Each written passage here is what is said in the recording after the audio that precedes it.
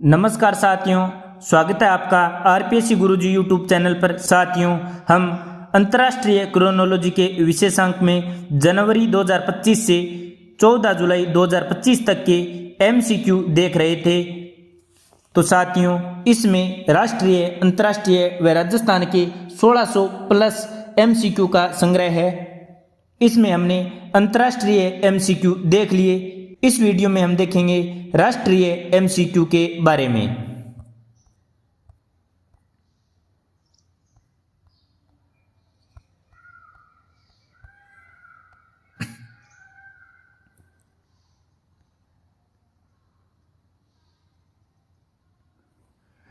11 जुलाई 2025 को यूनेस्को की विश्व धरोहर सूची में शामिल मराठा मिलिट्री लैंडस्केप के संबंध में निम्नलिखित कथनों पर विचार करें। मराठा मिलिट्री लैंडस्केप में केवल महाराष्ट्र राज्य के किले शामिल हैं। साथियों, गलत है। यह यूनेस्को की विश्व धरोहर की सूची में भारत की 44वीं प्रविष्टि के रूप में वर्ष 2025 में शामिल किया गया है। 2 नंबर सही है। इन किलों का चयन उनके स्थापत्य सौंदर्य और ऐतिहासिक सांस्कृतिक महत्व के कारण हुआ है। ये भी सही है। तो ऑप्शन 2 और 3 राइट होगा। ऑप्शन बी राइट होगा। मराठा सैन्य परिदृश्य को यूनेस्को की विश्व धरोहर सूची में शामिल किया है और भारत की 44वीं प्रविष्टि बन गई है। 11 जुलाई 2025 को पेरिस में आयोजित विश्व धरोहर समिति के 47वें सत्र में यह मान्यता प्रदान की गई। India thanks the World Heritage Committee and the advisory bodies on the inscription of the Maratha military landscapes of India on the World Heritage List under Agenda Item 8B.16. This is a historic day, not only for India, but especially for the Marathi people all over the world. साथियों, 17वीं से 19वीं शताब्दी के बीच के ये सभी मराठा सैन्य परिदृश्य हैं। इनमें 12 किले शामिल किए गए हैं महाराष्ट्र और तमिलनाडु से। साथियों, इसमें महाराष्ट्र के 11 किले हैं और तमिलनाडु का एकमात्र किला इसमें शामिल किया गया है। तमिलनाडु का जिंजी किला एकमात्र किला है जो सूची में महाराष्ट्र किलों के अलावा अन्य राज्य से स्थित है। बाकी 11 किले महाराष्ट्र के कौन से हैं? पहाड़ी किले, सालेहर किला, शिवनेरी किला, लोहगढ़ किला, रायगढ़ किला, राजगढ़ किला, पहाड़ी वन किलों में प्रतापगढ़ का किला, पहाड़ी पठार में पनाला किला, तटीय किलों में विजयदुर्ग, द्वीपीय किलों में खंडेरी किला, सुवर्णदुर्ग और सिंधु दुर्ग। तो ये थे महाराष्ट्र के 11 किले और 12वां था जिंजी किला, तमिलनाडु। इन सब को आप मैप में देख सकते हैं। याद रखना, 11 जुलाई 2025 को यूनेस्को की विश्व धरोहर में 44वीं प्रविष्टि के रूप में मराठा मिलिट्री लैंडस्केप को शामिल किया गया। इसमें टोटल 12 किलों को शामिल किया गया। 2 राज्यों में हैं, महाराष्ट्र और तमिलनाडु में। 11 महाराष्ट्र से और 1 तमिलनाडु से जिंजी किला शामिल किया गया। जुलाई 2025 में राष्ट्रपति द्रौपदी मुर्मू द्वारा राजस्थान के लिए मनोनीत सदस्यों और उनके संबंधित क्षेत्रों के बारे में कौन सा युग्म सही सुमेलित है? उज्ज्वल निकम साहित्य एवं शिक्षा, हर्षवर्धन श्रृंगला समाज सेवा, डॉक्टर मीनाक्षी जैन साहित्य एवं शिक्षा, श्री सदानंद मास्टर कानून एवं न्याय। तो साथियों, डॉक्टर मीनाक्षी जैन साहित्य एवं शिक्षा ऑप्शन सी राइट होगा। उज्ज्वल निकम साथियों प्रसिद्ध वकील हैं जो कानून एवं न्याय क्षेत्र से संबंध रखते हैं, न कि साहित्य एवं शिक्षा से। हर्षवर्धन एक राजनयिक हैं और पूर्व विदेश सचिव हैं, तो सिविल सेवा क्षेत्र से संबंध रखते हैं, ना कि समाज सेवा से। श्री सदानंद मास्टर एक शिक्षक हैं और सामाजिक कार्यकर्ता हैं जिनका संबंध समाज सेवा से है, ना कि कानून एवं न्याय से। जुलाई 2025 में आरपीएफ की पहली महिला महानिदेशक किसे नियुक्त किया गया है? तो साथियों, सही उत्तर होगा ऑप्शन सी सोनाली मिश्रा को। महिला प्रमुखों की बात करें तो आरपीएफ की सोनाली मिश्रा, सीआईएसएफ की नीना सिंह हैं, एसएसबी की अर्चना रामसुंदरम और किसी राज्य की पहली महिला पुलिस महानिदेशक या डीजीपी की बात करें तो कंचन चौधरी भट्टाचार्य। 11 जुलाई 2025 को भारत के 87वें शतरंज ग्रैंड मास्टर बने एस रा हरिकृष्णन ने अपना तीसरा और अंतिम GM ग्रैंड मास्टर नॉर्म किस देश में आयोजित टूर्नामेंट में हासिल किया? तो साथियों सही उत्तर होगा ऑप्शन सी, फ्रांस में। हरिकृष्णन कहाँ के निवासी हैं? चेन्नई के। तमिलनाडु से 32वें ग्रैंड मास्टर हैं और टोटल भारत से 87वें ग्रैंड मास्टर हैं। भारत द्वारा जुलाई 2025 में सफलतापूर्वक परीक्षण की गई पनडुब्बी रोधी रॉकेट प्रणाली इरासर ERASR के संबंध में निम्नलिखित कथनों में से कौन सा सही नहीं है? इसका पूरा नाम extended range anti submarine rocket है। ऑप्शन 1 सही है।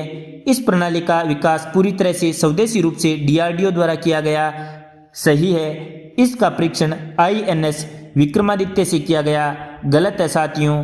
इसका परीक्षण INS कवरती से किया गया था। यह 8 किलोमीटर से अधिक दूरी तक पनडुब्बियों को निशाना बना सकती है। तो ऑप्शन डी भी सही है। प्रश्न के अनुसार गलत स्टेटमेंट पूछ रखा है, तो राइट उत्तर होगा ऑप्शन सी। भारत के प्रथम स्वदेशी गोताखोरी सहायता पोत DSV INS निस्तार के संदर्भ में निम्नलिखित कथनों पर विचार कीजिए। इसे हिंदुस्तान शिपयार्ड लिमिटेड द्वारा बनाया गया और विशाखापत्तनम में नौसेना में शामिल किया गया, सही बात है साथियों।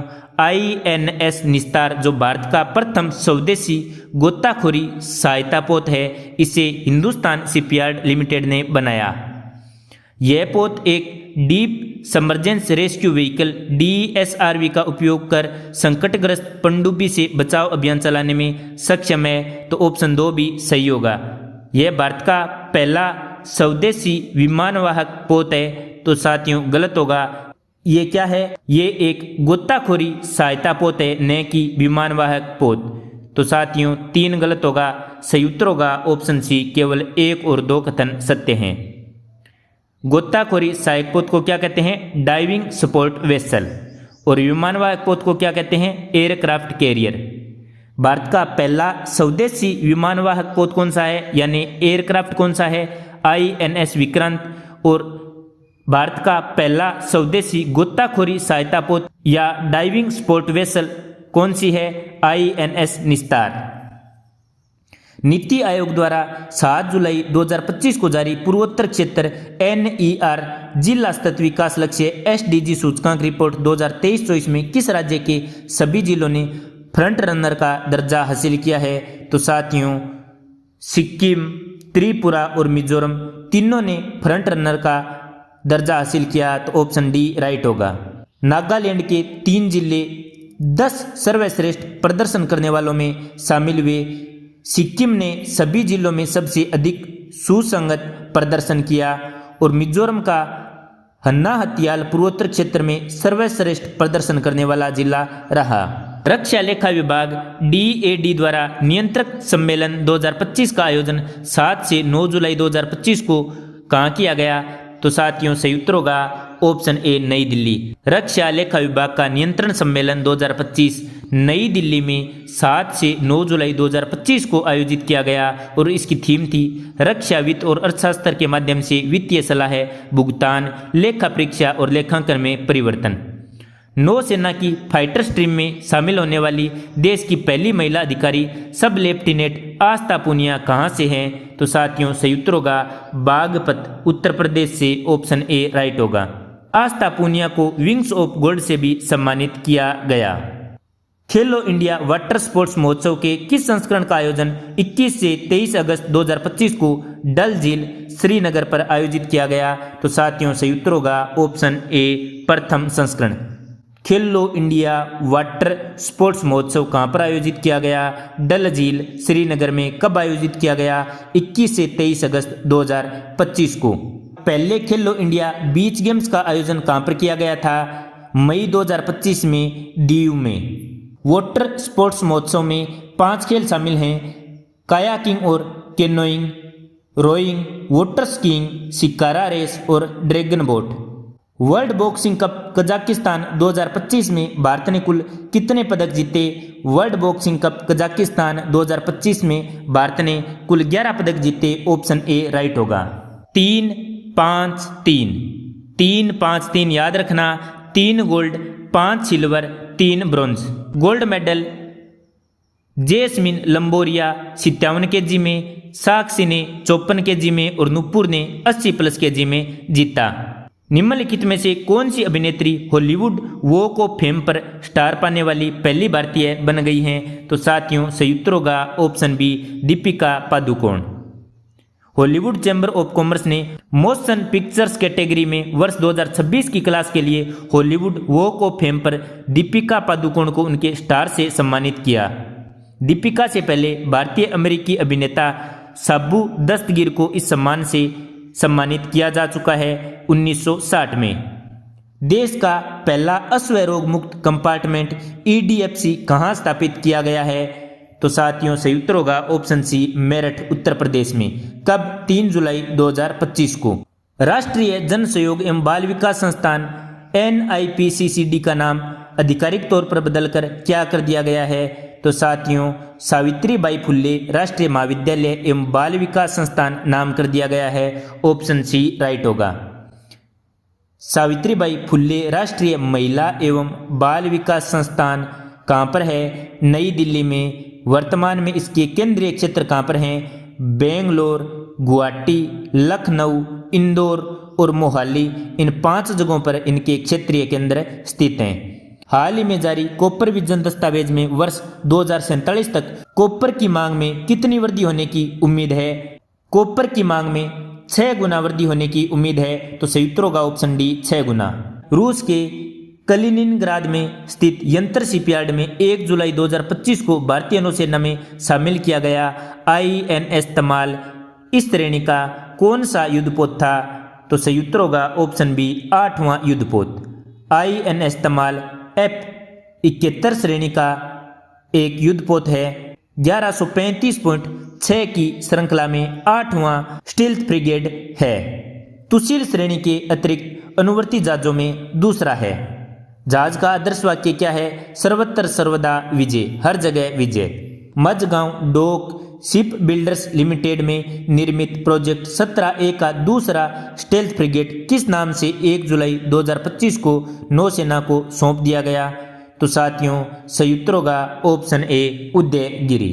प्रोजेक्ट 17A का दूसरा स्टेल्थ फ्रिगेट यार्ड 12652 यानी उदयगिरी पहले से सेवा में संलग्न शिवालिक श्रेणी के प्रोजेक्ट 17 के फ्रिगेट के बाद परियोजना का दूसरा जहाज है। केंद्रीय मंत्रिमंडल द्वारा 1 जुलाई 2025 को स्वीकृत की गई राष्ट्रीय खेल नीति 2025 किस नीति का स्थान लेगी? इंपॉर्टेंट प्रश्न है। ऑप्शन बी, राष्ट्रीय खेल नीति 2001 का।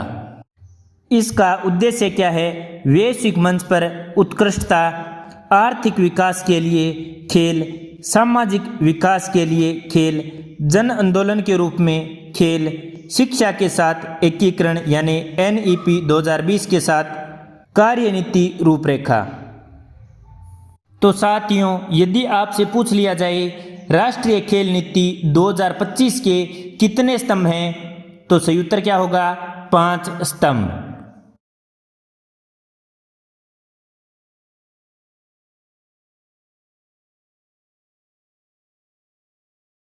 तो साथियों नेशनल स्पोर्ट्स पॉलिसी या NSP 2025 1 जुलाई 2025 को स्वीकृत की गई और यह किसका स्थान लेगी? राष्ट्रीय खेल नीति 2001 का। केंद्रीय मंत्रिमंडल द्वारा स्वीकृत रोजगार से जुड़ी प्रोत्साहन योजना यानी ELI अर्थात एम्प्लॉयमेंट लिंक्ड इनिशिएटिव के तहत पहली बार रोजगार पाने वाले कर्मचारियों को कितनी राशि तक का 1 महीने का वेतन मिलेगा? तो सही उत्तर होगा ऑप्शन डी, 15,000 रुपये तक का। तो साथियों केंद्रीय मंत्रिमंडल ने 1 जुलाई 2025 को इस योजना को मंजूरी दी। इसके 2 भाग हैं। पहला भाग पहली बार आवेदन करने वालों पर केंद्रित है और दूसरा भाग नियोक्ताओं पर केंद्रित है। पहली बार काम करने वाले कर्मचारियों को 15,000 रुपये मिलेंगे 2 किस्तों में। 1 लाख रुपये तक के वेतन वाले कर्मचारी इसमें पात्र होंगे। पहली किस्त 6 महीने की सेवा के बाद और दूसरी किस्त 12 महीने की सेवा के बाद दी जाएगी। और साथ में कर्मचारी को वित्तीय साक्षरता कार्यक्रम भी पूरा करना होगा। प्रोत्साहन राशि का एक हिस्सा एक निश्चित अवधि के लिए जमा खाते के बचत साधन में रखा जाएगा और कर्मचारी बाद की तारीख से इसे निकाल सकता है। पहली बार रोजगार पाने वाले 1.92 करोड़ कर्मचारियों को लाभ मिलेगा। दूसरा भाग नियोक्ताओं को सहायता।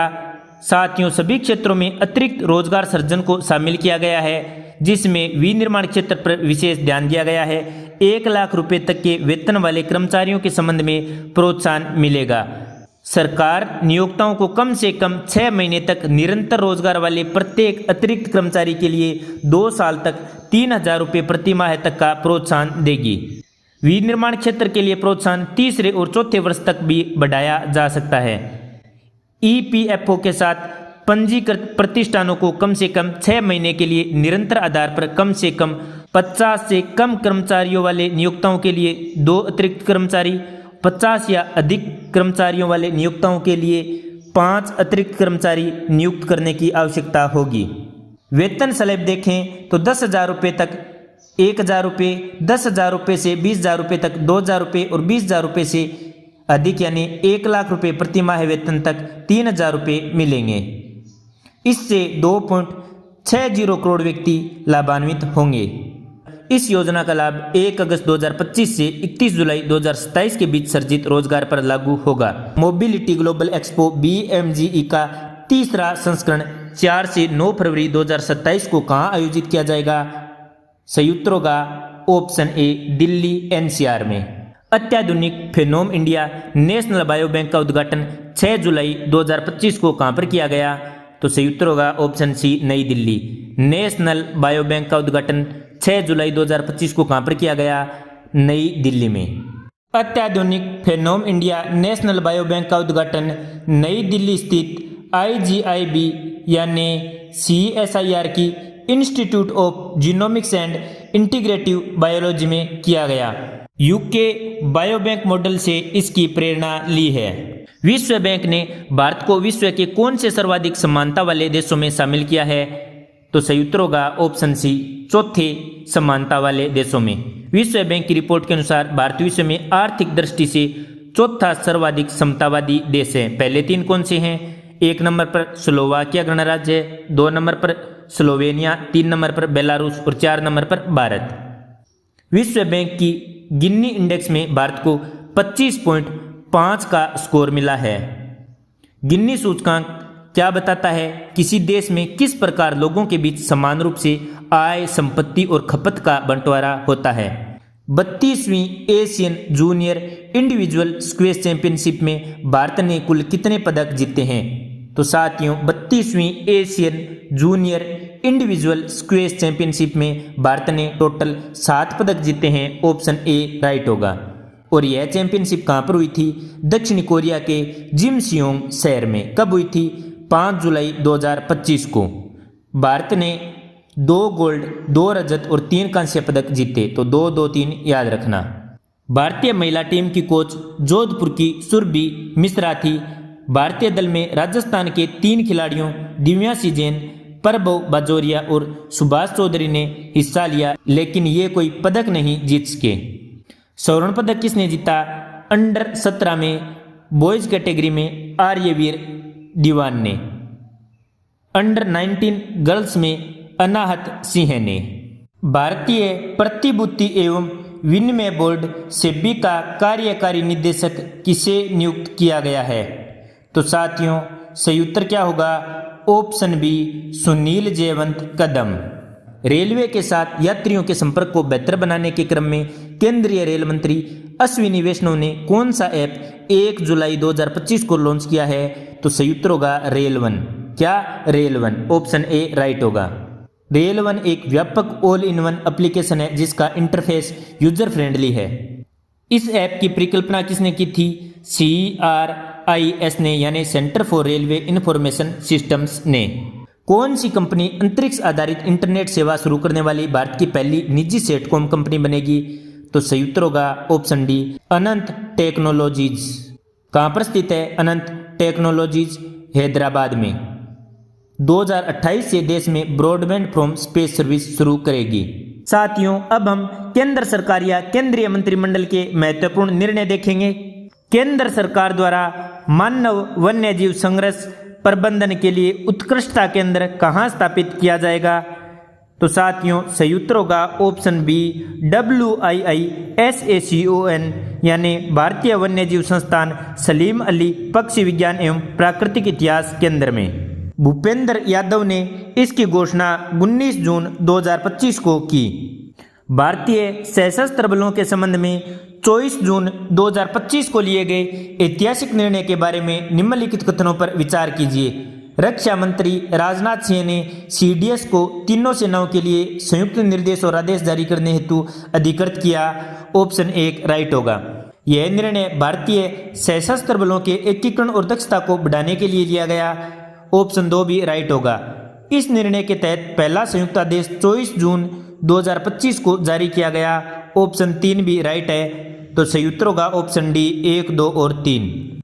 साथियों सेना प्रमुखों की बात करें तो CDS कौन है? जनरल अनिल चौहान। आर्मी के चीफ कौन है? जनरल उपेंद्र द्विवेदी। एयरफोर्स के चीफ कौन है? Air marshal AP Singh. Navy के चीफ कौन है? एडमिरल दिनेश के त्रिपाठी। हाल ही में रक्षा मंत्रालय ने आतंकवाद रोधी अभियानों में भारतीय सेना की परिचालन तत्परता को मजबूत करने के लिए 2000 करोड़ के 13 अनुबंध पर किस तंत्र के तहत हस्ताक्षर किए हैं? तो सही उत्तर होगा ऑप्शन बी आपातकालीन खरीद तंत्र के तहत। केंद्र सरकार द्वारा प्रायोजित उल्लास नव भारत साक्षर कार्यक्रम किस आयु वर्ग के व्यक्तियों को लक्षित करता है? तो साथियों सही उत्तर होगा ऑप्शन बी 15 वर्ष या उससे अधिक। 2022 से 2027 तक यह चलेगा और केंद्र सरकार की यह योजना है। 15 वर्ष या उससे अधिक आयु के व्यक्ति जो स्कूल नहीं जा सके उन्हें मूलभूत साक्षरता, गणितीय गणना और महत्वपूर्ण जीवन कौशल सिखाने के लिए उल्लास नव भारत साक्षर कार्यक्रम शुरू किया गया। केंद्र सरकार द्वारा देश में अगली जनगणना कराने के लिए जारी अधिसूचना के अनुसार संदर्भ तिथि क्या निर्धारित की गई? तो सही उत्तर होगा ऑप्शन बी 1 मार्च 2027। केंद्रीय गृह मंत्रालय ने इसके लिए 16 जून 2025 को अधिसूचना जारी की और संदर्भ तिथि 1 मार्च 2027 होगी। भारत में जनगणना 2027 के लिए अधिकांश क्षेत्रों हेतु संदर्भ तिथि क्या निर्धारित की गई है? तो सही उत्तर होगा ऑप्शन सी 1 मार्च 2027। हालांकि लद्दाख, जम्मू कश्मीर, हिमाचल प्रदेश और उत्तराखंड के लिए कौन सी तिथि निर्धारित की गई है? 1 अक्टूबर 2026 क्योंकि वहां पर बर्फ पड़ती है। 4 राज्य 1 अक्टूबर 2026 और बाकी 1 मार्च 2027 से। जनगणना 2027 की प्रमुख विशेषताओं में से एक क्या है जो इसे पिछली जनगणनाओं से अलग करती है? तो इसमें जातीय गणना भी की जाएगी। ऑप्शन सी राइट होगा। केंद्र सरकार ने किन 2 राज्यों को जोड़ने वाली बिल्लारी चिकजाजपुर सिंगल लाइन सेक्शन के दोहरीकरण को मंजूरी दी है? सही उत्तर होगा कर्नाटक और Andhra Pradesh. Option B right होगा। प्रधानमंत्री नरेंद्र मोदी की अध्यक्षता में राजनीतिक मामलों की कैबिनेट कमेटी ने आगामी राष्ट्रीय जनगणना में किस गणना को शामिल करने का फैसला 30 अप्रैल 2025 को किया है? तो सही उत्तर होगा ऑप्शन सी जातीय गणना को। तो साथियों महत्वपूर्ण कैबिनेट कमेटी देखें तो सबसे पहले अपॉइंटमेंट कमेटी यानी नियुक्ति कमेटी जिसके अध्यक्ष कौन हैं? Prime minister. दूसरी देखें तो अकोमोडेशन कमेटी जिसके अध्यक्ष कौन हैं? श्री अमित शाह है। तीसरी देखें तो आर्थिक मामलों से संबंधित कैबिनेट कमेटी यानी इकोनॉमिक अफेयर से संबंधित जिसके अध्यक्ष हैं प्राइम मिनिस्टर। चौथी कमेटी देखें तो cabinet committee on parliament affairs इसके अध्यक्ष हैं श्री राजनाथ सिंह हैं। पांचवी कमेटी देखें cabinet committee on political affairs जिसके अध्यक्ष हैं प्राइम मिनिस्टर। छठी कमेटी देखें सुरक्षा पर जिसके अध्यक्ष हैं प्राइम मिनिस्टर। सातवीं कमेटी देखें तो इन्वेस्टमेंट और ग्रोथ पर जिसके अध्यक्ष हैं प्राइम मिनिस्टर। आठवीं कमेटी देखें स्किल एम्प्लॉयमेंट एंड लाइवलीहुड पर जिसके अध्यक्ष हैं प्राइम मिनिस्टर। भारत में अंतिम विस्तृत जाति जनगणना किस वर्ष आयोजित की गई थी? तो अंतिम जाति जनगणना 1931 में की गई थी। ए राइट होगा। साथियों, अंतिम विस्तृत जाति जनगणना 1931 में हुई थी। इसके बाद 1951 में केवल एससी व एसटी जाति के आंकड़े शामिल किए गए थे। केंद्र सरकार द्वारा 21 मार्च 2025 को जारी अधिसूचना के अनुसार सांसदों का मासिक वेतन 1 लाख से बढ़ाकर कितना कर दिया है? याद रखना इंपॉर्टेंट प्रश्न है। सही उत्तर होगा ऑप्शन सी, 1,24,000 रुपये प्रति माह है। केंद्र सरकार ने 11 मार्च 2025 को जम्मू कश्मीर के किन 2 संगठनों पर गैर कानूनी गतिविधियां रोकथाम अधिनियम UAPA के तहत 5 वर्षों के लिए प्रतिबंध लगाया है? तो सही उत्तर होगा ऑप्शन बी, जम्मू और कश्मीर इत्तेहादुल मुस्लिमीन यानी JKIM और अवामी एक्शन कमेटी AAC। भारतीय बीमा विनियामक और विकास प्राधिकरण IRDAI ने यानी IRDA ने बीमा क्षेत्र में FDI सीमा को 74% से बढ़ाकर 100% करने जैसे प्रस्तावित संशोधन की समीक्षा के लिए एक समिति गठित की है, जिसकी अध्यक्षता कौन करेगा? तो सही उत्तर होगा ऑप्शन बी, दिनेश खारा। IRDA ने बीमा अधिनियम 1938 में संशोधन के लिए दिनेश खारा, जो भारतीय स्टेट बैंक SBI के पूर्व चेयरमैन रह चुके हैं, इनकी अध्यक्षता में एक 7 सदस्यीय कमेटी का गठन किया है। कितनी सदस्यीय? 7 सदस्यीय कमेटी का गठन किया है। हाल ही में केंद्रीय मंत्रिमंडल ने राष्ट्रीय सफाई कर्मचारी आयोग के कार्यकाल को कितने वर्षों के लिए बढ़ाकर 31 मार्च 2028 तक कर दिया है? तो सही उत्तर होगा ऑप्शन सी, 3 वर्षों तक। केंद्रीय मंत्रिमंडल ने राष्ट्रीय सफाई कर्मचारी आयोग का कार्यकाल 3 वर्षों के लिए बढ़ा दिया है। और कब तक कर दिया है? 31 मार्च 2028 तक। NCSK यानी राष्ट्रीय सफाई कर्मचारी आयोग, इसका गठन कब किया गया? 12 अगस्त 1994 को। किसके द्वारा? संसद के एक अधिनियम द्वारा। अधिनियम का नाम क्या था? राष्ट्रीय सफाई कर्मचारी आयोग अधिनियम 1993। अतः NCSK क्या है? एक वैधानिक निकाय। गठन कितनी अवधि के लिए किया गया? 3 वर्षों की अवधि के लिए, 12 अगस्त 1994 से 31 मार्च 1997 तक। लेकिन साथियों, बाद में 1997 को इसका कार्यकाल मार्च 2002 के लिए बढ़ा दिया गया और 2001 में फरवरी 2004 तक बढ़ा दिया गया। 29 फरवरी 2004 को राष्ट्रीय सफाई कर्मचारी आयोग एक्ट 1993 समाप्त हो गया और आयोग सामाजिक न्याय और अधिकारिता मंत्रालय के एक गैर सांविधिक निकाय के रूप में कार्य कर रहा है। 12 फरवरी 2025 को वापिस इसका कार्यकाल 1 अप्रैल 2025 से 31 मार्च 2028 तक के लिए बढ़ा दिया है। केंद्र सरकार द्वारा गठित 8वें वेतन आयोग की सिफारिश कब से लागू होगी? 8वें वेतन आयोग को मंजूरी PM नरेंद्र मोदी की अध्यक्षता वाली कैबिनेट कमेटी ने दी थी। 7वें वेतन आयोग का कार्यकाल 31 दिसंबर 2025 को समाप्त होगा और 8वें वेतन आयोग का कार्यकाल 1 जनवरी 2026 से लागू होगा। तो सही उत्तर होगा ऑप्शन सी, 1 जनवरी 2026। अभी साथियों, हमने केंद्र सरकार या केंद्रीय मंत्रिमंडल के महत्वपूर्ण निर्णय देखे। अब साथियों, महत्वपूर्ण उद्घाटन, शिलान्यास या शुभारंभ के MCQ देखेंगे। केंद्रीय गृह मंत्री अमित शाह द्वारा नई दिल्ली में उद्घाटित भारतीय भाषा अनुभाग BBA का मुख्य उद्देश्य क्या है?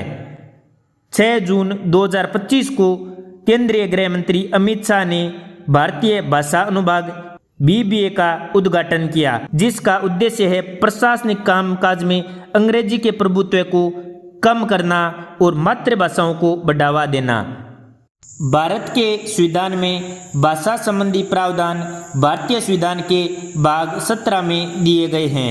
अनुच्छेद 120 में संसद में प्रयोग की जाने वाली भाषा के बारे में है, जिसमें संसद का कार्य हिंदी या अंग्रेजी में किया जाना लिखा है।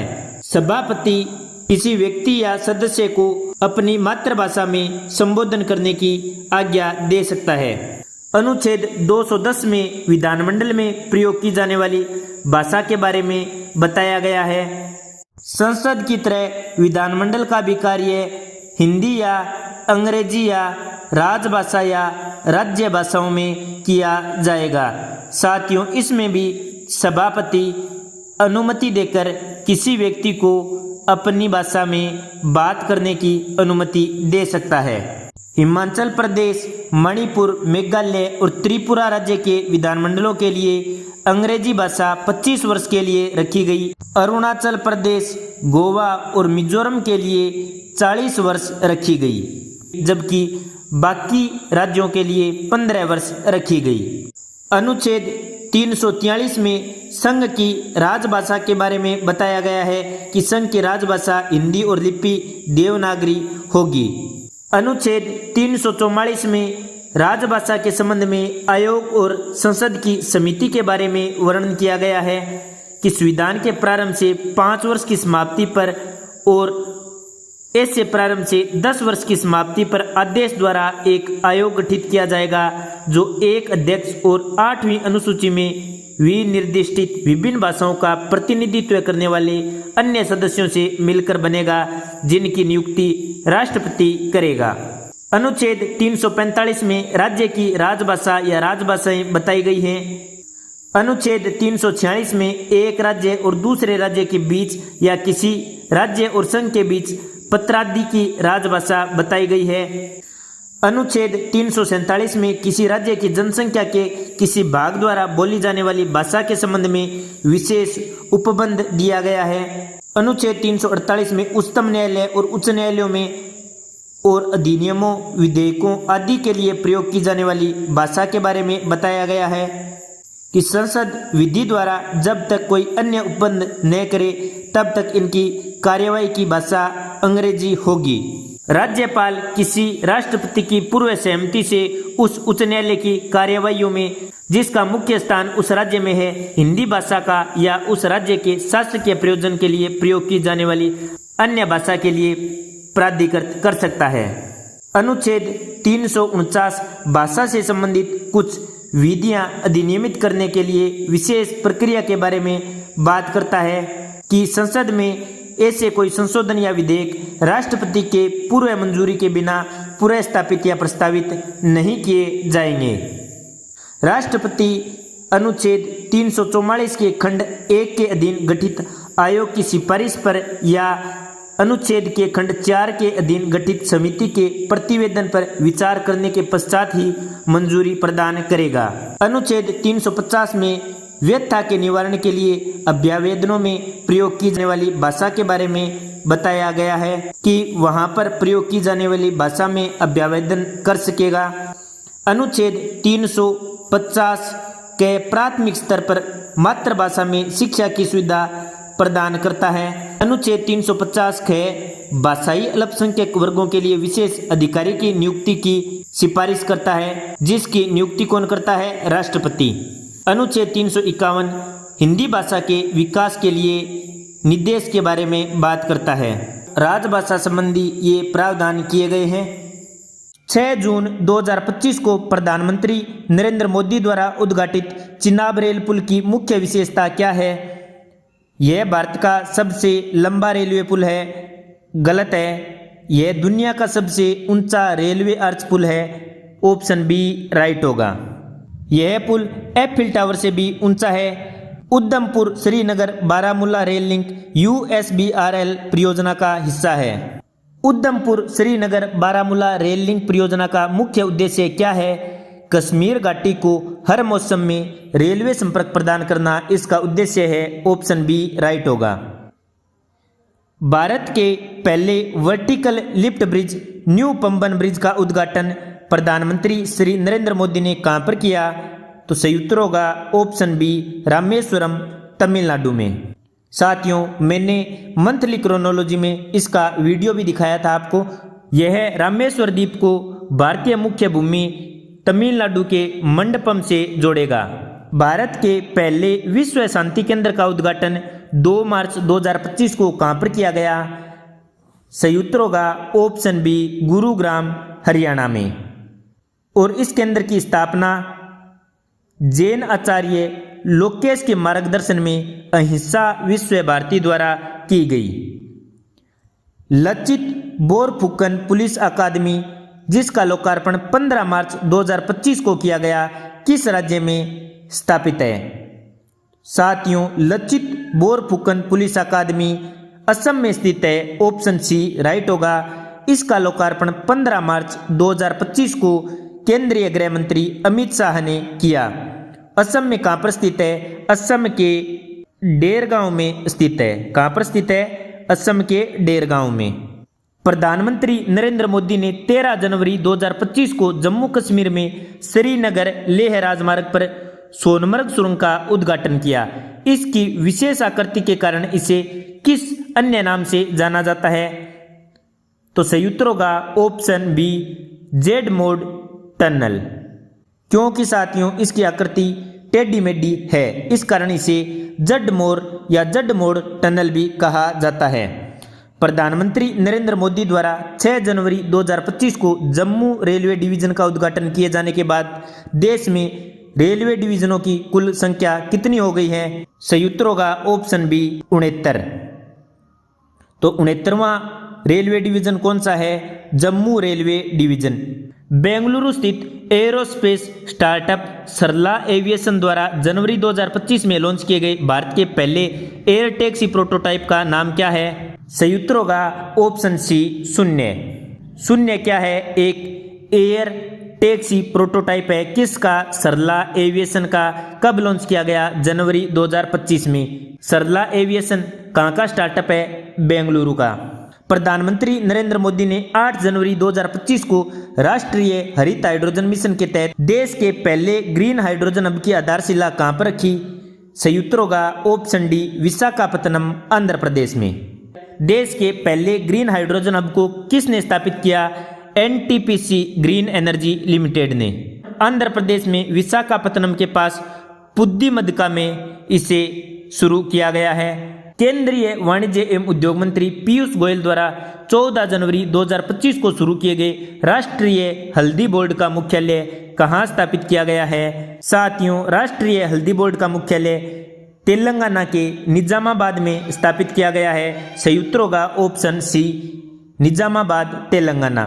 भारत विश्व में हल्दी का सबसे बड़ा उत्पादक, उपभोक्ता और निर्यातक यानी तीनों है।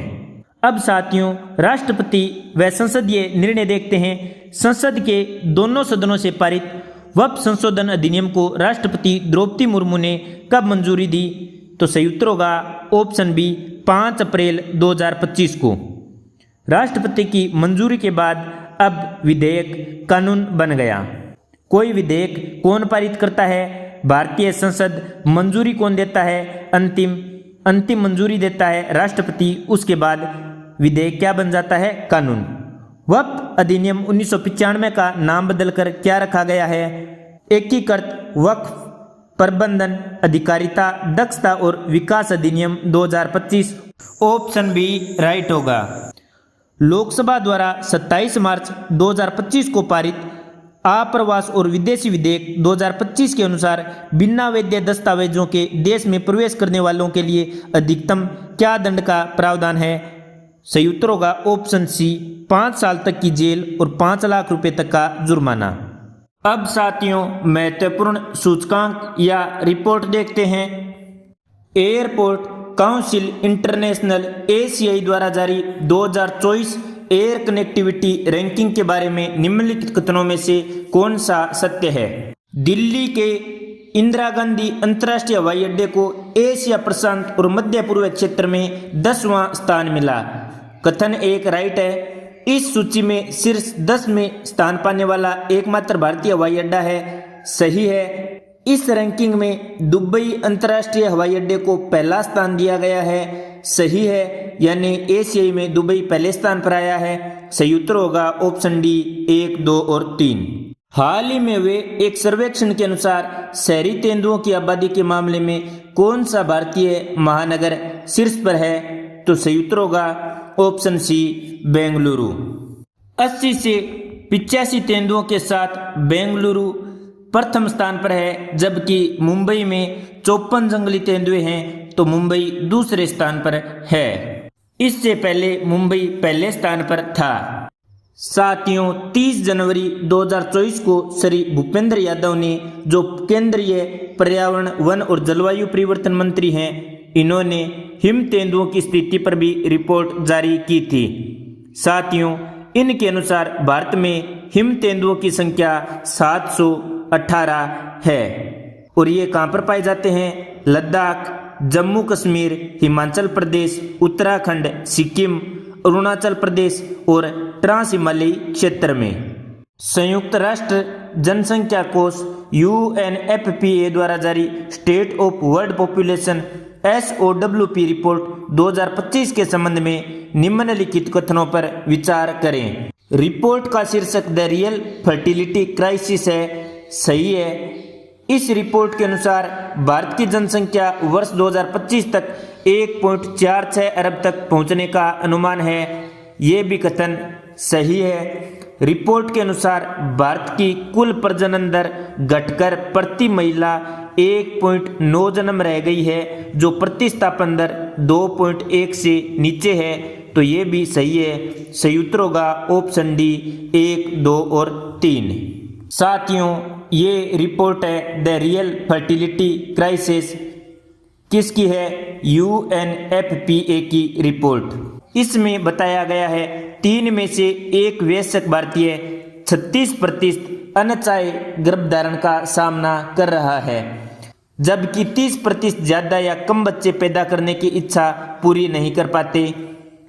23% दोनों ही स्थितियों का सामना करते हैं, यानी अनचाहे गर्भधारण का और बच्चे पैदा करने की इच्छा पूरी नहीं करने का। इस रिपोर्ट में भारत सहित 14 देशों का सर्वेक्षण शामिल है।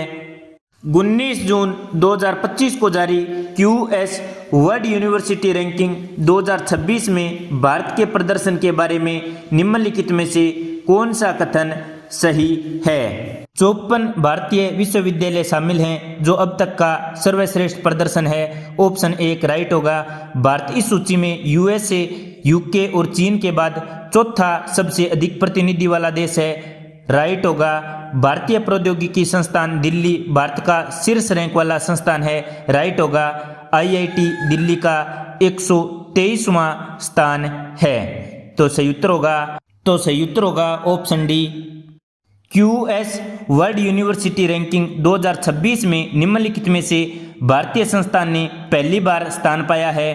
तो साथियों, सही उत्तर होगा option C lovely professional university यानी LPU।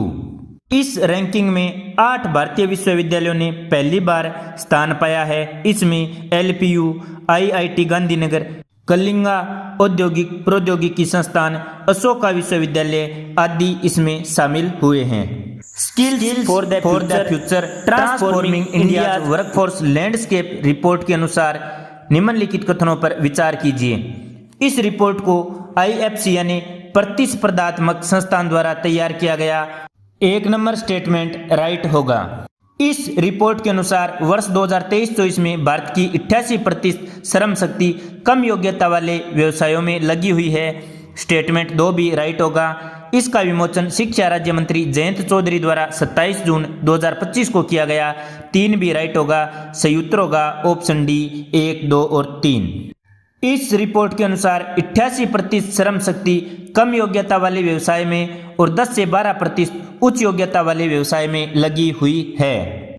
Skills for the future report में भारत में 66% से अधिक व्यावसायिक प्रशिक्षण के लिए जिम्मेदार 5 प्रमुख क्षेत्रों की पहचान की गई। निम्नलिखित में से कौन सा क्षेत्र उन 5 क्षेत्रों में शामिल नहीं है? साथियों, IT एवं ITES इसमें शामिल है। वस्त्र एवं परिधान इसमें शामिल है। स्वास्थ्य सेवा एवं लाइफ साइंसेज इसमें शामिल है। कृषि एवं खाद्य प्रसंस्करण इसमें शामिल नहीं है। तो सही उत्तर होगा ऑप्शन सी कृषि एवं खाद्य प्रसंस्करण। ये 5 क्षेत्र कौन से हैं? IT एवं ITES, वस्त्र एवं परिधान, इलेक्ट्रॉनिक्स, स्वास्थ्य सेवा एवं लाइफ साइंसेज, सौंदर्य एवं कल्याण। कसमैन एंड वेकफील्ड की global data centre market comparison 2025 report के अनुसार डेटा सेंटर निर्माण क्षमता में कौन सा भारतीय शहर एशिया पैसिफिक एपीएसी क्षेत्र में शीर्ष पर है? तो सही उत्तर होगा ऑप्शन डी मुंबई। मुंबई वैश्विक 97 शहरों में छठे स्थान पर है। विश्व बैंक की नवीनतम रिपोर्ट के अनुसार 2022-23 में भारत की अत्यधिक गरीबी दर क्या थी? तो सही उत्तर होगा ऑप्शन सी 5.3%। इस रिपोर्ट के अनुसार 2011-12 में भारत में अत्यधिक गरीबी दर 27.1% थी, जो 2022-23 में घटकर 5.3% रह गई। यह आंकड़ा $3 की नई अत्यधिक गरीबी रेखा दर पर निर्धारित है। 2011-12 से 2022-23 के बीच लगभग कितने लोगों को अत्यधिक गरीबी रेखा से बाहर निकाला गया? तो सही उत्तर होगा 17.1 करोड़ यानी 171 मिलियन लोगों को। तो ऑप्शन बी राइट होगा। संयुक्त राष्ट्र की रिपोर्ट के अनुसार 2025 में भारत की अनुमानित जनसंख्या कितनी होगी? 1.4639 अरब। तो सही उत्तर होगा ऑप्शन बी। विश्व में सबसे ज्यादा जनसंख्या किस देश में है? भारत में।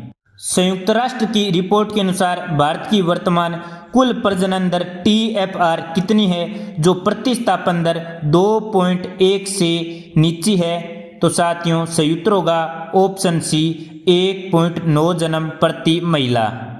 2022-23 में $2.15 प्रतिदिन के पुराने गरीबी मानक के अनुसार भारत की गरीबी दर क्या थी?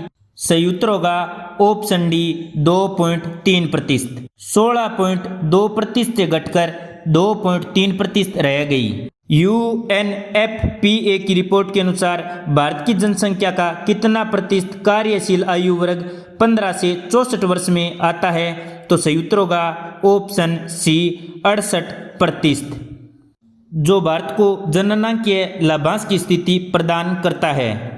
पंचायती राज मंत्रालय द्वारा जारी पहली पंचायत उन्नति सूचकांक PAI बेसलाइन रिपोर्ट 2022-23 के राज्यवार आंकलन में कौन सा राज्य अग्रणी रहा है? तो सही उत्तर होगा ऑप्शन बी गुजरात। 346 ग्राम पंचायतों के साथ गुजरात प्रथम स्थान पर और 270 ग्राम पंचायतों के साथ तेलंगाना दूसरे स्थान पर है। विश्व हैप्पीनेस रिपोर्ट 2025 के अनुसार लगातार 8वें वर्ष कौन सा देश शीर्ष पर रहा है? सही उत्तर होगा option C Finland. World happiness report जारी कौन करता है? Gallup, Oxford wellbeing research centre और SDSN यानी सस्टेनेबल डेवलपमेंट सॉल्यूशंस नेटवर्क, ये मिलकर जारी करते हैं। पहले स्थान पर कौन है? पहले स्थान पर है फिनलैंड। टोटल 147 देश में भारत कौन से स्थान पर है? 118वें स्थान पर 4.389 अंक के साथ। स्विस कंपनी IQ एयर द्वारा जारी 7वीं विश्व वायु गुणवत्ता रिपोर्ट 2024 के अनुसार विश्व की सर्वाधिक प्रदूषित राजधानी कौन सी है? तो सही उत्तर होगा ऑप्शन डी दिल्ली। दिल्ली लगातार 6ठी बार सबसे प्रदूषित राजधानी बनी हुई है। विश्व मौसम विज्ञान संगठन WMO द्वारा 19 मार्च 2025 को जारी वैश्विक जलवायु स्थिति रिपोर्ट 2024 के अनुसार 2023 में CO2 का स्तर कितना पहुंच गया है, जो 8 लाख वर्षों में सबसे अधिक है? तो सही उत्तर होगा ऑप्शन सी 420 भाग प्रति मिलियन। वैश्विक मुक्त भाषण सूचकांक में 33 देशों में भारत को कौन सा स्थान मिला? 24वां। ऑप्शन सी राइट होगा 62.6 अंकों के साथ। साथियों यह रिपोर्ट किसने जारी की? तो फ्यूचर फ्री स्पीच ऑर्गेनाइजेशन ने। इसमें पहले स्थान पर कौन है? नॉर्वे। और 24वें स्थान पर इंडिया। और टोटल कितने देश हैं? 33। 17 मार्च 2025 को जारी वैश्विक मुक्त भाषण सूचकांक में किस देश को 87.9 स्कोर के साथ शीर्ष स्थान प्रदान किया गया है? सही उत्तर होगा ऑप्शन डी नॉर्वे को अभी हमने पढ़ा। प्रधानमंत्री नरेंद्र मोदी द्वारा 3 मार्च 2025 को जारी देश की पहली नदी डॉल्फिन अनुमान रिपोर्ट के अनुसार भारत में नदी डॉल्फिन की कुल संख्या कितनी आकलित की गई है? तो संयुक्त होगा ऑप्शन बी 6327। 8 राज्य और 28 नदियों में यह सर्वेक्षण किया गया। सबसे ज़्यादा डॉल्फिन गंगा मुख्य नदी में है, उसके बाद उसकी सहायक नदियों में है, उसके बाद ब्रह्मपुत्र में। राज्यों में देखें तो उत्तर प्रदेश में सबसे ज़्यादा डॉल्फिन हैं।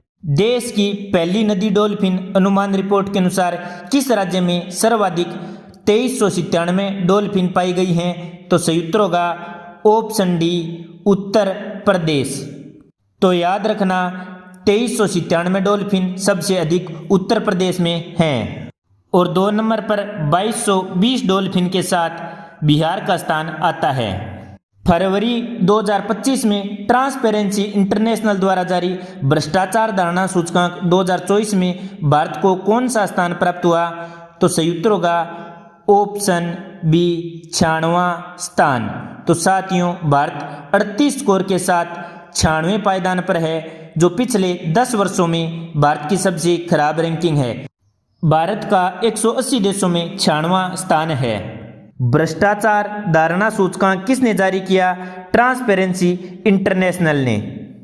जर्मन वॉच द्वारा जारी जलवायु जोखिम सूचकांक 2025 के अनुसार 1993 से 2022 की अवधि में चरम मौसमी घटनाओं से सर्वाधिक प्रभावित देशों की सूची में भारत का स्थान कौन सा है? तो संयुक्त होगा ऑप्शन डी 6। इस रिपोर्ट के अनुसार 1993 से 2022 तक 9400 से ज़्यादा चरम मौसमी घटनाएं हुई, जिसमें 7,65,000 से ज़्यादा जाने गई और लगभग 4.2 ट्रिलियन अमेरिकी डॉलर का प्रत्यक्ष आर्थिक नुकसान हुआ। 1993 से 2022 तक सर्वाधिक प्रभावित देशों में 1 नंबर पर डोमिनिका, 2 नंबर पर चाइना, 3 नंबर पर होंडुरास और 4 नंबर पर म्यांमार आता है। 5 नंबर पर इटली और 6 नंबर पर इंडिया। 2022 में सर्वाधिक प्रभावित देशों में पहले स्थान पर पाकिस्तान आता है। अंतर्राष्ट्रीय सामरिक अध्ययन संस्थान IISS की फरवरी 2025 में जारी रिपोर्ट के अनुसार विश्व के रक्षा व्यय में किस देश की हिस्सेदारी सर्वाधिक है? यानी 62.3% है। संयुक्त होगा ऑप्शन सी अमेरिका। 2 नंबर पर है चाइना और 3 नंबर पर है रशिया। फोर्ब्स द्वारा 17 फरवरी 2025 को जारी विश्व की सबसे अमीर महिलाओं की सूची में शीर्ष स्थान किसे प्राप्त हुआ है? तो संयुक्त होगा ऑप्शन डी एलिस वाल्टन को। वॉलमार्ट के संस्थापक सोल अल्टमैन की पुत्री हैं। विश्व की शीर्ष 10 सबसे अमीर महिलाओं की सूची में भारत की सावित्री जिंदल किस स्थान पर है? संयुक्त होगा बी 7वें स्थान पर। टाइम्स हायर एजुकेशन द्वारा जारी वर्ल्ड रेपुटेशन रैंकिंग 2025 में भारत का शीर्ष रैंकिंग वाला संस्थान कौन सा है? संयुक्त होगा option C IISc Bengaluru. World reputation ranking 2025 में किस भारतीय संस्थान ने पहली बार सूची में प्रवेश किया है? तो संयुक्त होगा ऑप्शन बी शिक्षा व अनुसंधान। IIT बॉम्बे इस सूची से बाहर हो गया है। वर्ल्ड रेपुटेशन रैंकिंग 2025 में लगातार 14वें वर्ष किस विश्वविद्यालय ने शीर्ष स्थान प्राप्त किया है? तो संयुक्त होगा ऑप्शन डी हार्वर्ड यूनिवर्सिटी ने। पंचायती राज मंत्रालय द्वारा जारी पंचायत अंतरण सूचकांक 2024 की समग्र श्रेणी में कौन सा राज्य शीर्ष पर रहा है? तो संयुक्त होगा ऑप्शन डी कर्नाटक 72.23 स्कोर के साथ। अंतर्राष्ट्रीय वायु परिवहन संघ IATA की रिपोर्ट के अनुसार 2024 में घरेलू उड़ानों में 86.4% यात्री भार कारक के साथ कौन सा देश विश्व में शीर्ष स्तर पर है? तो संयुक्त होगा ऑप्शन सी भारत। अमेरिकी कंसल्टेंसी फर्म मर्सर मेटल द्वारा प्रकाशित स्नातक कौशल सूचकांक 2025 के अनुसार भारत के कितने प्रतिशत स्नातक रोजगार के योग्य हैं? तो संयुक्त होगा ऑप्शन ए 42.6%। 2023 में 44.3% थे, जो इस साल घटकर 42.6% हो गए। ग्लोबल फायर पावर इंडेक्स 2025 में 145 देशों की सैन्य शक्ति की तुलना में भारत को कौन सा स्थान प्राप्त हुआ है? तो संयुक्त होगा ऑप्शन सी चौथा स्थान 0.1184 स्कोर के साथ। टाइम्स हायर एजुकेशन द्वारा जारी विश्ववार वर्ल्ड यूनिवर्सिटी रैंकिंग 2025 में कंप्यूटर विज्ञान के लिए शीर्ष 100 वैश्विक रैंकिंग में शामिल होने वाला एकमात्र भारतीय संस्थान कौन सा है? तो सही उत्तर होगा ऑप्शन सी IISc बेंगलुरु। किस में शामिल हुआ है? कंप्यूटर विज्ञान में कौन से स्थान पर? 99वें स्थान पर। यूरोपीय जलवायु एजेंसी कोपरनिक्स द्वारा जारी रिपोर्ट के अनुसार अब तक का सबसे गर्म वर्ष कौन सा दर्ज किया गया है? तो सही उत्तर होगा option C 2024। Edelman trust barometer 2025 report में सरकार, व्यवसाय, मीडिया और NGO में लोगों के विश्वास के मामले में भारत को कौन सा स्थान मिला है? विश्व आर्थिक मंच की वार्षिक बैठक से पहले जारी इस रिपोर्ट में 75 के स्कोर के साथ भारत को तीसरा स्थान मिला है। ऑप्शन सी राइट होगा तीसरा। नीति आयोग द्वारा जारी वित्तीय स्वास्थ्य सूचकांक 2025 में किस राज्य को शीर्ष स्थान प्रदान किया गया है? तो सही उत्तर होगा ऑप्शन डी ओडिशा को 67.8 स्कोर के साथ। NHBC और हुरून इंडिया द्वारा जारी NHBC Hurun global India list 2024 में किस भारतीय प्रवासी को शीर्ष स्थान मिला है? तो सही उत्तर होगा ऑप्शन बी सत्या नडेला को। ये माइक्रोसॉफ्ट के चेयरमैन हैं। क्वाकवेरली साइमंड्स QS द्वारा जारी पहले वर्ल्ड फ्यूचर स्किल इंडेक्स 2025 में भारत को कौन सा स्थान मिला है? तो सही उत्तर होगा ऑप्शन सी 25वां स्थान मिला है 76.6 स्कोर के साथ। और शीर्ष स्थान किसका है? अमेरिका यानी USA का। साथियों, अब न्यायपालिका से संबंधित कुछ प्रश्न देखते हैं। तमिलनाडु के राज्यपाल द्वारा राज्य विधानसभा द्वारा पुनर्विचार के बाद पारित किए गए 10 विधेयकों को राष्ट्रपति के विचार के लिए आरक्षित रखने की कार्यवाही को किस न्यायालय ने अवैध और गलत ठहराया? तो सही उत्तर होगा भारत के सर्वोच्च न्यायालय ने। ऑप्शन सी राइट होगा। तमिलनाडु के राज्यपाल RN रवि के मामले में सुप्रीम कोर्ट ने 8 अप्रैल 2025 को निर्णय देते हुए राज्य विधानसभा द्वारा पुनर्विचार के लिए पारित किए गए 10 विधेयकों को राष्ट्रपति के विचार के लिए आरक्षित रखने की कार्यवाही को अवैध और गलत ठहराया। कोर्ट ने अनुच्छेद 142 के तहत अपनी असाधारण शक्तियों का प्रयोग करते हुए 10 विधेयकों को मंजूरी प्रदान कर दी। अब साथियों, राज्य या केंद्र शासित प्रदेश से कुछ प्रश्न देखते हैं। 9 जून 2025 को किस विधानमंडल में राष्ट्रीय ई-विधान एप्लीकेशन नेवा का उद्घाटन किया गया, जिसके साथ ही यह नेवा को अपनाने वाला 19वां विधानमंडल बन गया? सही उत्तर होगा ऑप्शन बी पुदुचेरी। केंद्रीय मंत्री डॉक्टर L मुरुगन ने 9 जून 2025 को पुदुचेरी विधानमंडल में नेवा का उद्घाटन किया। इसी के साथ पुदुचेरी नेवा को अपनाने वाला 19वां विधानमंडल बन गया है। नेवा क्या है? एक राष्ट्र एक एप्लीकेशन विजन के तहत विधान प्रक्रियाओं को कागज रहित बनाने का प्रयास है। उत्तर प्रदेश सरकार द्वारा बड़े मांसाहारी जानवरों और लोगों के बीच टकराव को नियंत्रित करने के लिए किन 4 जिलों में आधुनिक बचाव केंद्र स्थापित किए जाएंगे? सही उत्तर होगा ऑप्शन बी मेरठ, पीलीभीत, महाराजगंज और चित्रकूट। मेरठ, पीलीभीत, महाराजगंज और चित्रकूट में 4 आधुनिक बचाव केंद्र स्थापित किए जाएंगे। 21 जून 2025 को लॉन्च की गई उत्तराखंड की पहली राज्य स्तरीय योग नीति 2025 के संबंध में निम्नलिखित कथनों पर विचार कीजिए। यह नीति 11वें अंतर्राष्ट्रीय योग दिवस के अवसर पर मुख्यमंत्री पुष्कर सिंह धामी द्वारा लॉन्च की गई। राइट है। इसका उद्देश्य उत्तराखंड को योग और वेलनेस की वैश्विक राजधानी बनाना है। राइट है। नीति के तहत नए योग और वेलनेस सेंटर स्थापित करने के लिए पहाड़ी क्षेत्रों में 20 लाख रुपए तक और मैदानी क्षेत्रों में 10 लाख रुपए तक की सब्सिडी दी जाएगी। सही है। तो सही उत्तर होगा ऑप्शन डी 1, 2 और 3। 23 जून 2025 में किस राज्य को उल्लास नव भारत साक्षर कार्यक्रम के तहत पूर्ण साक्षरता हासिल करने वाला देश का तीसरा राज्य बन गया है? तो सही उत्तर होगा ऑप्शन डी त्रिपुरा। साथियों, सबसे पहले कौन सा बना था? मिजोरम, उसके बाद गोवा और अब त्रिपुरा 95.6% साक्षरता के साथ पूर्ण साक्षरता प्राप्त करने वाला तीसरा राज्य बन गया है। उत्तर प्रदेश मंत्रिमंडल ने पुलिस भर्ती में पूर्व अग्निवीरों के लिए कितने प्रतिशत क्षैतिज आरक्षण को मंजूरी प्रदान की है? सही उत्तर होगा ऑप्शन सी 20%। 3 जून 2025 को यह निर्णय लिया गया। कौन सा राज्य पूर्ण कार्यशील साक्षरता प्राप्त करने वाला भारत का पहला राज्य बन गया है? तो साथियों, पूर्ण कार्यशील साक्षरता प्राप्त करने वाला भारत का पहला राज्य मिजोरम बना है। ऑप्शन ए राइट होगा। PLFS 2023-24 के अनुसार यह घोषणा की गई। मिजोरम की साक्षरता दर है 98.20%। उल्लास या नव भारत कार्यक्रम के तहत यह सफलता हासिल की गई है।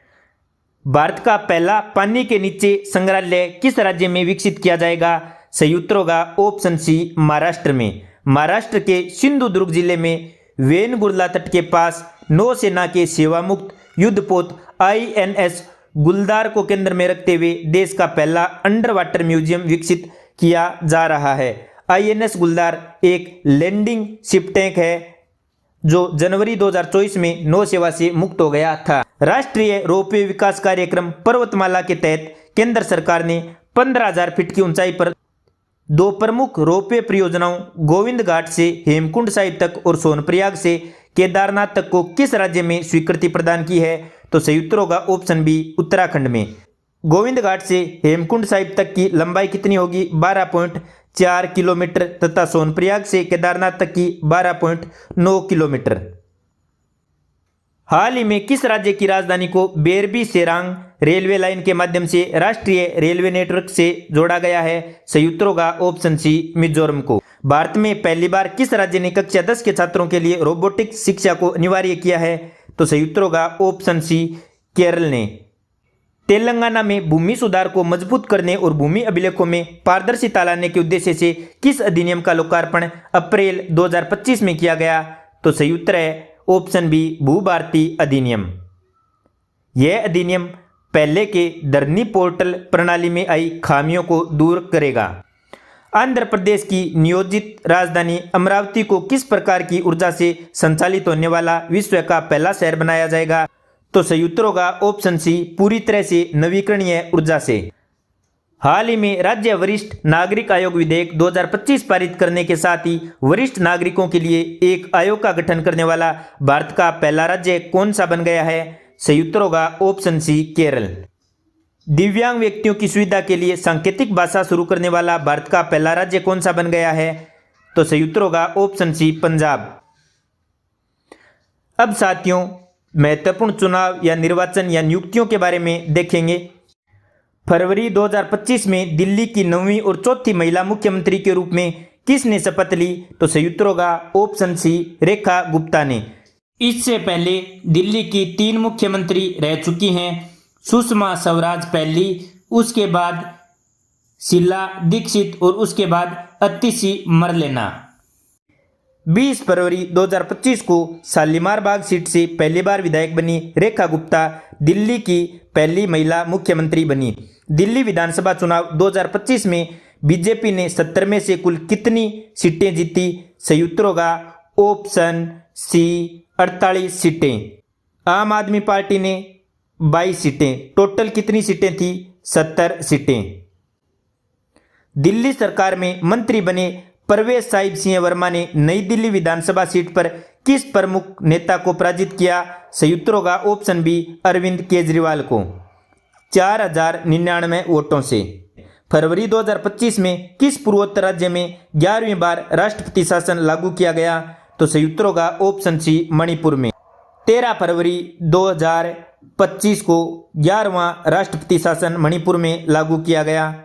नीति आयोग द्वारा जारी उच्च शिक्षा पर रिपोर्ट के अनुसार किस राज्य में विश्वविद्यालय घनत्व सर्वाधिक है? सही उत्तर होगा औप्शन बी सिक्किम में। विश्वविद्यालय घनत्व यानी प्रति 1 लाख पात्र जनसंख्या पर विश्वविद्यालय। साथियों, राष्ट्रीय स्तर पर औसत विश्वविद्यालय घनत्व 0.8 है। राष्ट्रीय स्तर पर कितना है? 0.8। किस राज्य में विश्वविद्यालय घनत्व सबसे अधिक है? तो सिक्किम में। कितना है? 10.3, यानी राष्ट्रीय औसत से ज्यादा है। सबसे कम किसका है? बिहार का। कितना है? 0.2। जनवरी 2025 में सम्मान नागरिक संहिता लागू करने वाला देश का पहला राज्य कौन सा बन गया है? सही उत्तर होगा ऑप्शन डी उत्तराखंड। 27 जनवरी 2025 से लागू हो गया। हाल ही में असम के मुख्यमंत्री हिमंत बिस्वा शर्मा ने राज्य की दूसरी राजधानी के रूप में किस शहर को उन्नत करने की घोषणा की है? तो सही उत्तर होगा ऑप्शन बी डिब्रूगढ़।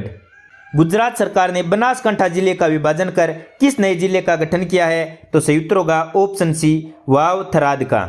अब गुजरात में टोटल जिले कितने हो गए हैं? 34। राजस्थान में कितने हैं? 41। उत्तराखंड सरकार ने 2070 तक कार्बन न्यूट्रलिटी प्राप्त करने के लक्ष्य के लिए किस देश के साथ सहयोग शुरू किया है? तो सही उत्तर होगा ऑप्शन सी आइसलैंड के साथ। अब साथियों हम सभ्यता व संस्कृति से संबंधित MCQ देखेंगे। भागवत गीता और भरतमुनि के नाट्यशास्त्र की पांडुलिपियों को यूनेस्को के किस रजिस्टर में शामिल किया गया है? तो साथियों 17 अप्रैल 2025 को memory of the world register में शामिल किया गया है। ऑप्शन सी राइट होगा। 11 फरवरी 2025 को लोकसभा अध्यक्ष ओम बिड़ला ने संसद में किन 6 नई भाषाओं में अनुवाद सेवाओं के विस्तार की घोषणा की है? तो सही उत्तर होगा बोडो, डोगरी, मैथिली, मणिपुरी, उर्दू, संस्कृत। तो बी राइट होगा। साथियों इसके साथ अब संसद में कुल 16 भाषाओं में अनुवाद होगा। हाल ही में सार्वजनिक हवाई अड्डे का लाइसेंस प्राप्त करने वाला दातिया हवाई अड्डा किस राज्य का 8वां सार्वजनिक हवाई अड्डा बन गया है? तो सही उत्तर होगा ऑप्शन डी मध्य प्रदेश का। झुम्मूर बिंदनी 2025 किस राज्य की एक प्रमुख सांस्कृतिक पहल है जिसका उद्देश्य चाय समुदाय के पारंपरिक झुम्मूर नृत्य को बढ़ावा देना है? तो सही उत्तर होगा ऑप्शन बी असम का। इसका उद्घाटन प्रधानमंत्री नरेंद्र मोदी ने किया। केंद्रीय गृह मंत्री अमित शाह ने 16 जनवरी 2025 को भारत के पहले पुरातत्व अनुभवात्मक संग्रहालय का उद्घाटन कहाँ किया? सही उत्तर होगा ऑप्शन सी वडनगर गुजरात में। अब साथियों नवाचार से संबंधित MCQ देखते हैं। भारत के चुनाव आयोग ECI द्वारा लागू की गई नई प्रौद्योगिकी संचालित प्रणाली का क्या अर्थ है? तो सही उत्तर है ऑप्शन बी चुनाव के बाद इंडेक्स कार्ड और सांख्यिकी रिपोर्ट तैयार करना। इससे चुनाव संबंधी जानकारी की गति, सटीकता और पहुंच में वृद्धि होगी। अंकिता जिसे हाल ही में लॉन्च किया गया क्या है? तो असमिया भाषा में भारत की पहली AI आधारित virtual news anchor. Option B right होगा। 15 मई 2025 को असम के CM हेमंत बिस्वा द्वारा इसको लॉन्च किया गया। इंडिया AI मिशन और लोकसभा के बीच हुए समझौते के तहत AI का उपयोग करके संसदीय डिबेट का हर भारतीय भाषा में किस नाम से डेटाबेस बनाया जाएगा? तो सही उत्तर होगा ऑप्शन सी AI कोष। भारत की किस स्वदेशी सर्जिकल रोबोटिक प्रणाली ने 286 किलोमीटर दूर टेली सर्जरी के माध्यम से सफलतापूर्वक 2 हृदय शल्य चिकित्साएं की? तो सही उत्तर होगा ऑप्शन सी SSI मंत्रा। यह सर्जरी कहाँ पर की गई? मणिपुर अस्पताल जयपुर में। गुरुग्राम से SSI मंत्रा ने गाइड किया। हिमकवच क्या है जिसे DRDO द्वारा विकसित किया गया? तो साथियों हिमकवच एक मल्टीलेयर वस्त्र प्रणाली है। तो ऑप्शन सी राइट होगा। भारत की पहली स्वदेशी CAR-T थेरेपी का क्या नाम है जिसे इम्यूनो एक्ट और टाटा मेमोरियल सेंटर ने मिलकर विकसित किया है? तो सही उत्तर होगा ऑप्शन बी नेक्स्ट CAR-19। 4 अप्रैल 2024 को IIT बॉम्बे में कैंसर के लिए भारत की पहली घरेलू gene therapy next CAR-19 launch की गई राष्ट्रपति द्रौपदी मुर्मू द्वारा।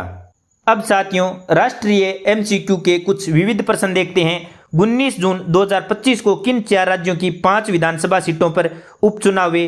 तो 19 जून 2025 को गुजरात, केरल, पश्चिमी बंगाल और पंजाब में उपचुनाव हुए। ऑप्शन बी राइट होगा। जून 2025 में हुए विधानसभा उपचुनाव के परिणामों के संबंध में किस राज्य में कांग्रेस ने सत्तारूढ़ वाम दल से नीलांबूर सीट छीन ली? तो सही उत्तर होगा ऑप्शन डी केरल में।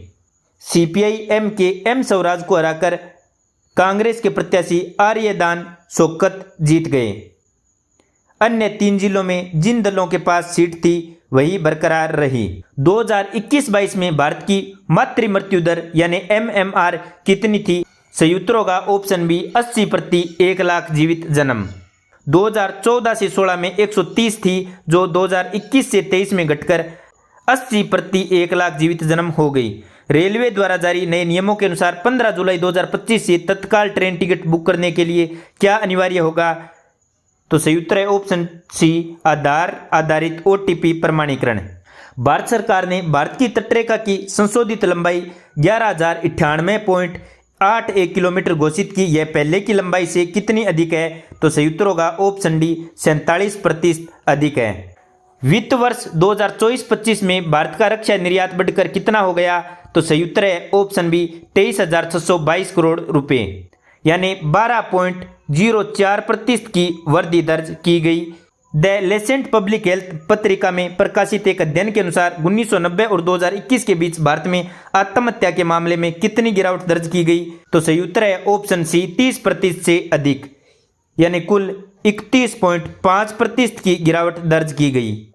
ADR यानी एसोसिएशन फॉर डेमोक्रेटिक रिफॉर्म्स की रिपोर्ट के अनुसार वित्त वर्ष 2023-24 में किस राजनीतिक दल को सर्वाधिक चंदा प्राप्त हुआ? तो सही उत्तर है ऑप्शन बी बीजेपी को। बीजेपी को 4340.47 करोड़ रुपए का चंदा मिला, जो सभी 6 राष्ट्रीय दलों की कुल आय का 74.57% है।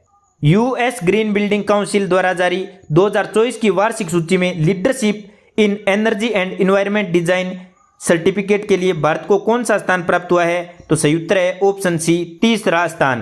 पहले भी तीसरा स्थान था, पहले पर है चीन, दूसरे पर कनाडा और तीसरे पर है भारत। प्रधानमंत्री नरेंद्र मोदी ने IMD विजन 2047 दस्तावेज किस अवसर पर जारी किया? तो सही उत्तर है ऑप्शन सी IMD के 150वें स्थापना दिवस पर 14 जनवरी 2025 को।